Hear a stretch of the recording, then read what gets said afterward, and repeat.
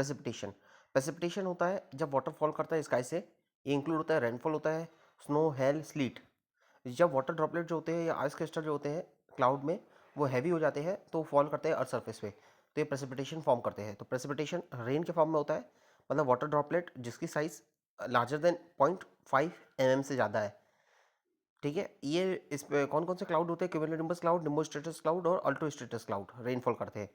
फिर ड्रिजल की बात करेंगे तो ड्रिजल लाइट प्रेसिपिटेशन होता है जहाँ ड्रॉपलेट की साइज जो है 0.5 mm से कम होती है। ठीक है, ये लिंक होता है स्ट्रेटस और निम्बोस्ट्रेटस से निम्बोस्ट्रेटस क्लाउड से। स्नो की बात करेंगे तो आइस क्रिस्टल जिनकी रेंजिंग होती है 0.1 mm से 10 mm तक होती है, ये कॉमन होते हैं कोल्डर रीजन में, विंटर में।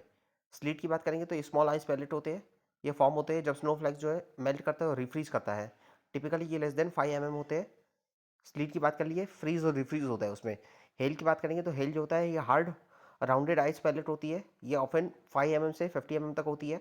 ये फॉर्म होती है थंडरस्टॉर्म में, तो ये लार्ज साइज होती है। लार्ज साइज में बात करेंगे सबसे लार्ज जो होती है स्नोफ्लेक, वो किस में होते हैं? वो होते हैं हेल में।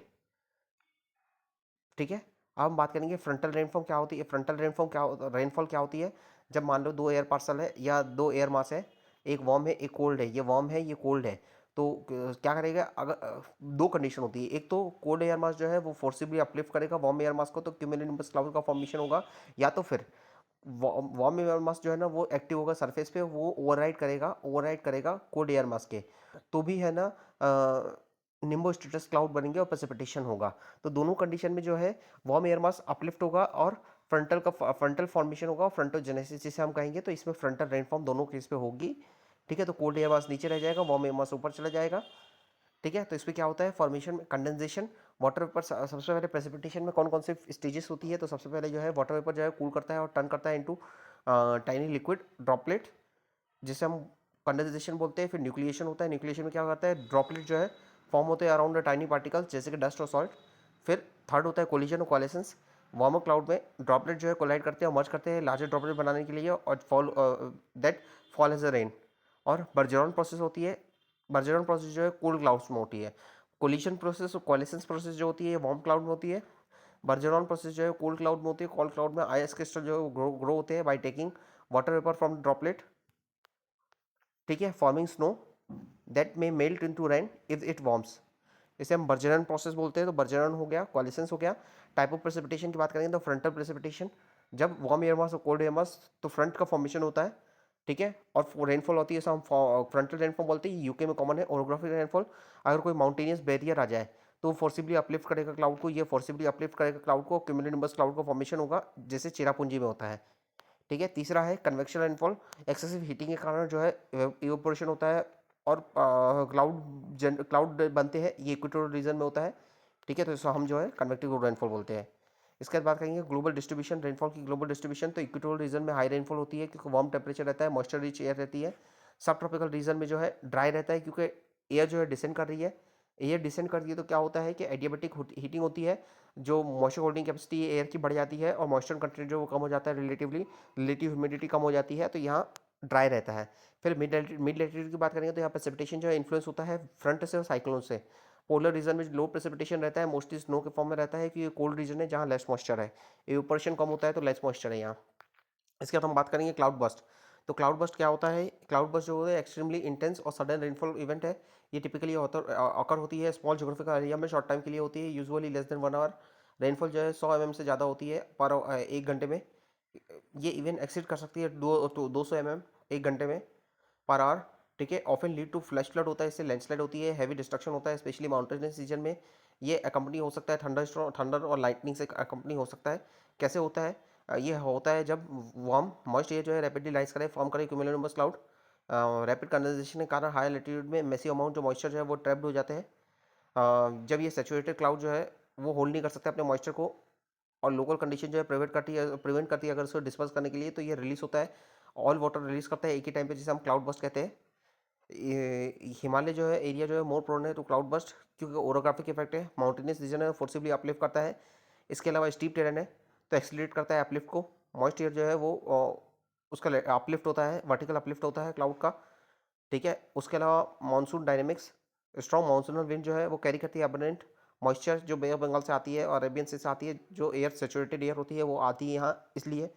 उसके अलावा कन्वेक्टिव इंस्टेबिलिटी मतलब हाई सरफेस टेम्परेचर है समर में, और स्ट्रॉन्ग अपवर्ड कन्वेक्टिव करंट रहता है जो ट्रिगर करता है क्लाउड बस्ट को। उसके अलावा लोकलाइज वेदर कंडीशन और सिस्टम जो है, हिमालय जो often localise low pressure system रहता है यहाँ, जो ट्रिगर करता है माइक्रो स्केल रेनफॉल इवेंट को, लोकलाइज्ड वेदर सिस्टम भी। और इसके अलावा क्लाइमेट चेंज लिंक जो है एमर्जिंग फैक्टर है, इंक्रीज हो रहा है सरफेस टेम्परेचर में, और एरेटिक मानसून बिहेवियर वो क्लाउड बस्ट को मोर फ्रिक्वेंट बनाता है और इंटेंस बनाता है। तो क्लाउड बस्ट क्या होता है, ये ओरोग्राफिक बैरियर है, इससे क्लाउड जो है राइस होगा और रेनफॉल होती है, प्रेसिपिटेशन होती है। ठीक है, एटमॉस्फेरिक रिवर की बात करेंगे तो river in the sky, atmospheric river जो होती है रिवर इन द स्काई होती है, ये long narrow band of water vapour होता है स्काई में, जो ट्रांसपोर्ट करता है मॉइस्चर ट्रॉपिक से मिड लेटीट्यूड हाई लेटीट्यूड में, लोअर लेटीट्यूड से हाई लेटीट्यूड में ट्रांसपोर्ट करता है। ये रिवर जो है फॉर्म होती है वार्म ओशन वाटर में, जहाँ इवेपोरेशन होता है, हाई मॉइस्चर लेवल होती है यहाँ। पाइनएप्पल एक्सप्रेस क्या होता है, a well known atmospheric river है जो ओरिजिनेट होती है नियर हवाई, और अफेक्ट करती है west coast of north America. West coast जो है नॉर्थ अमेरिका का वेस्ट कोस्ट जो है, ये वेस्ट कोस्ट जो है नॉर्थ अमेरिका को इसको अफेक्ट करती है, ये हवाई में ओरिजिन हो रही है, और ब्रिंग करती है हैवी प्रेसिपिटेशन, समटाइम कॉज करती है फ्लडिंग। रिसेंट स्टडी ने शो किया है कि 70% जो इंडिया का मेजर फ्लड इवेंट है 1985 से 2020 के बीच में लिंक थे एटमॉस्फेरिक रिवर से, specially during the summer monsoon. जो 2013 का उत्तराखंड फ्लड था और 2018 का केरला फ्लड था, वो caused by intense atmospheric river activities. ये लॉन्ग और narrow band of water vapour होते हैं। एयर मास की बात करेंगे तो एयर मास जो है लार्ज एरिया ऑफ एयर होता है जिसका सेम टेम्परेचर होता है, मॉइस्चर लेवल होती है थ्रू आउट। ये यूजुअली कवर करता है वाइड रीजन और कम करता है स्पेसिफिक सोर्स से आता है। एयर मास जो होता है वो ग्रुप होता है बेस्ड ऑन द वार्म और कोल्ड एयर मास। अगर मान लो ये प्लेस ऑफ ओरिजिन है एयर मास की, अगर ये सरफेस जो है वार्म है, तो एयर मास जो है इसका एयर मास का टेम्परेचर अगर इससे रिलेटिवली कम है तो ये कोल्ड एयर मास होगा। अगर सरफेस का टेम्परेचर लो है और एयर मास का टेम्परेचर रिलेटिवली हाई है तो एयर मास जो होगा कूल एयर मास जो होगा, तो अंडरलाइंग सरफेस जो है उसके बेस पे डिटरमाइन होता है कि एयर मास जो है वार्म है या कूल है। तो ठीक है, अब उसके बाद हम बात करेंगे टेम्परेचर। तो एक पोलर एयर मास होता है, ट्रॉपिकल होता है। पोलर एयर मास रिलेटिवली जो है कूल होते हैं, और tropical air mass relatively warm air mass होते हैं। ठीक है, अब बात करेंगे ट्रॉपिकल एयर मास, लो लैटिट्यूड के एयर मास जो है वार्म होते हैं और हाई लैटिट्यूड के एयर मास जो होते हैं वो कूल होते हैं। मॉइस्चर मेरिट ये दूसरा, एक तो टेरिटोरियल एयर मास हो सकते हैं और मैरीटाइम एयर मास हो सकते हैं। तो कॉन्टिनेंटल एयर मास हो सकते हैं और polar air mass, continental air mass हो सकते हैं या फिर मैरीटाइम एयर मास हो सकते हैं। तो कॉन्टिनेंट के लिए सी एयर मास है और मैरीटाइम के लिए एम बोलते हैं, एब्रीविएशन उसका एम है। और पोलर के लिए पी है और ट्रॉपिकल ये टी है। ठीक है, तो ओरिजिन सोर्स के बेस पे है क्लासिफिकेशन होता है, और एयर मास वार्म है या कूल है उसके बेस पे डिटरमाइन करते हैं हम। फिर फॉर्मेशन ऑफ एयर मास की बात करेंगे। तो सोर्स और एयर मास जो है उसके स्पेसिफिक रीजन में होता है, उसे सोर्स रीजन कहते हैं। ये रीजन जो है टिपिकली फ्लैट होते हैं, कंसिस्टेंट कंडीशन होनी चाहिए, जैसे कि लार्ज प्लेन हो गया, ओशियन हो गया। फिर स्टेगनेशन, ये एयर मास जो है स्टेशनरी रहना चाहिए सोर्स रीजन में। ये अलाउ करता है ग्रेजुअली ऑब्जर्व करे टेम्परेचर और मॉइस्चर, जो सरफेस का टेम्परेचर और मॉइस्चर उसे ऑब्जर्व करे और अपने कैरेक्टरिस्टिक्स को उसके हिसाब से अलाइन करे। कैरेक्टरिस्टिक्स की बात करेंगे तो वंस फॉर्म एयर मास जो है वार्म रहता है, कूल रहता है, और मॉइस्चर ड्राई रहता है, डिपेंड करता है अपने सोर्स सीजन में। फॉर एग्जांपल एयर मास जो ओवर द ओशियन जो होता है यूजुअली मॉइस्ट होता है, जबकि एयर मास जो लैंड में होता है वो ड्राई होता है। आफ्टर फॉर्मेशन एयर मास जो मूव करता है, विंड के साथ मूव करता है, अफेक्ट करता है वेदर पैटर्न को अदर रीजन में, और ब्रिंग करता है स्पेसिफिक कैरेक्टरिस्टिक चेंज ब्रिंग करता है। एयर मास की मॉडिफिकेशन की बात करेंगे तो ये रिफर्स करता है चेंज होता है कैरेक्टरिस्टिक्स में एयर मास की, जैसे उसके टेम्परेचर में, ह्यूमिडिटी में और स्टेबिलिटी में, जैसे ही मूव करता है सोर्स रीजन से न्यू रीजन में। कैसे मॉडिफिकेशन होता है, तो एक एयर मास जो है ट्रेवल करता है, ये इंटरेक्ट करता है न्यू सरफेस एरिया से, जो अल्टर करता है अपनी ओरिजिन, जैसे अल्टरेशन होता है इसकी ओरिजिनल प्रॉपर्टीज़ में। वार्म सरफेस है अगर, तो ये वार्म अप करेगा एयर मास को, और एयर मास जो है अनस्टेबल हो जाएगा। कोल्ड सरफेस पे अगर जाएगा तो एयर मास जो है कूल डाउन होगा, ये स्टेबल हो जाएगा। ओशियन में एयर मास जो है मॉइस्चर को गेन करेगा, लैंड में एयर मास जो है मॉइस्चर को लूज करेगा। एयर मास जो मॉडिफिकेशन जो है ये इन्फ्लुएंस करता है लोकल वेदर पैटर्न को, प्रेसिपिटेशन को, क्लाउड फॉर्मेशन को, स्टॉर्म डेवलपमेंट करता है। ठीक है, एग्जाम्पल की बात करें कॉन्टिनेंटल पोलर एयर मास जो है वो मूव करेगा अगर ओशियन में तो ये वार्म हो जाएगा, ह्यूमिड हो जाएगा। मेरीटाइम ट्रॉपिकल एयर मास जो है मूव करेगा इनलैंड में तो ये कूल हो जाएगा, ये कोल्ड और ड्राई हो जाएगा। तो एयर मास जो है अपनी कैरेक्टरिस्टिक को चेंज करता है सोर्स रीजन में, उसकी कैरेक्टरिस्टिक सोर्स रीजन के हिसाब से अलाइन करती है। वो न्यू रीजन में जाता है तो न्यू रीजन के हिसाब से अपनी कैरेक्टरिस्टिक को अलाइन करता है, जैसे उस पर टेम्परेचर, प्रेशर, ह्यूमिडिटी सब चेंज हो जाते हैं। उसके बाद फ्रंट की बात करेंगे तो फ्रंट रिप्रेजेंट करता है बाउंड्री दो एयर मास के बीच में, जिनकी कॉन्ट्रास्टिंग फिजिकल प्रॉपर्टीज रहती है, जैसे टेम्परेचर हो गया, प्रेशर हो गया, ह्यूमिडिटी हो गया।